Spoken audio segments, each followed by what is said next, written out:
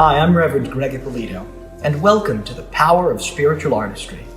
Today, we're going to explore the spiritual artistry of the home of spiritual artistry, the United Palace. Let's dive in. Predating the completion of the Empire State Building and the George Washington Bridge, the United Palace opened on February 22, 1930, as the Loew's 175th Street Theater. It was the last of the 5 Wonder Theaters built by Loew's in the New York City area. Each of the Wonder Theaters were built to be the magnum opus movie and vaudeville houses for Loew's and the Robert Morton Theater Organ Company. The name Wonder was derived from the 5 identical Wonder organs which were housed there, but it was far from the only thing wonderful about them. Out of all the Wonder organs, ours is the only which remains in its original home in playable condition. Thank you to the New York Theater Organ Society for your ongoing efforts to repair the organ's 1,700 pipes and sound effects. Like most things, these Wonder Theaters began with a dream, a vision.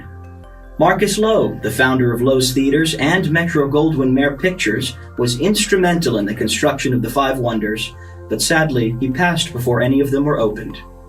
Before his transition, he managed to line up A-list architects for the project who could see his dream brought to fruition. The Valencia, located in Queens, was the first to open, followed by the Paradise in the Bronx, both designed by architect John Eberson in a Venetian Doge's palace style. The Kings in Brooklyn and the Jersey in Jersey City came next, designed by architects Rappin Rapp in a French Renaissance style. And finally, after only 13 months of construction, Manhattan's Wonder Theater opened on 175th Street, designed by one of the foremost theater architects of the time, Thomas W. Lamb. The elaborate interiors on 175th Street were designed by Harold Rambusch, whose work can also be seen in the Waldorf Astoria Hotel and Radio City Music Hall.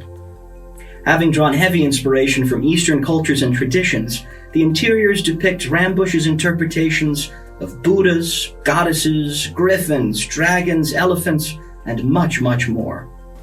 The New York Times recently describes the architectural style of the United Palace as Byzantine, Romanesque, Indo-Hindu, Sino, Moorish, Persian, eclectic, Rococo Deco, otherwise known as a kitchen sink masterpiece.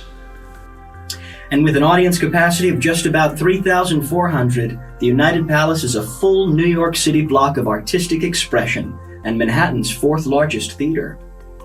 Rambusch and Lamb seamlessly tie in countless architectural styles, motifs, and symbols, many with spiritual roots.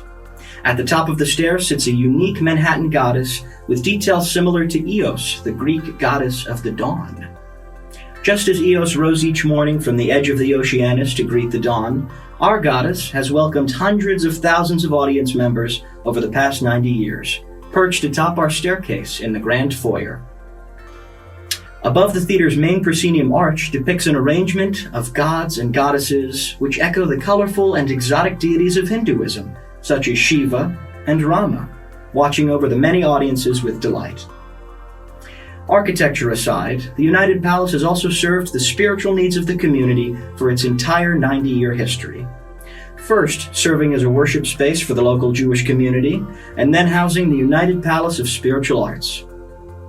As single-screen movie houses began to struggle to compete with multiplexes and television, New York City slated the Loew's 175th Street Theater for demolition in 1969. During the Loew's final weekend screening Stanley Kubrick's 2001: A Space Odyssey, the United Palace of Spiritual Arts stepped in to purchase the building, saving it from demolition and renaming it the United Palace. In the 51 years since, the building has been maintained and cared for by UPSA and has continued to serve the local and global communities as a center for spirituality, art, and entertainment.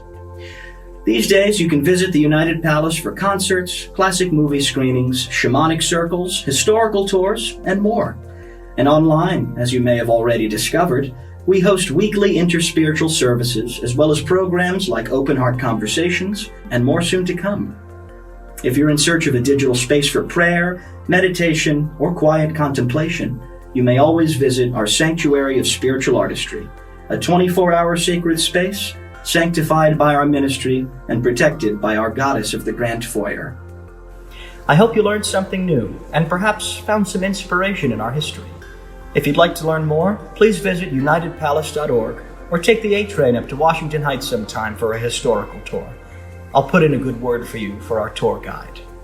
It's me. Until next time, I'm Reverend Greg Ippolito, and this was The Power of Spiritual Artistry. Thank you for joining me.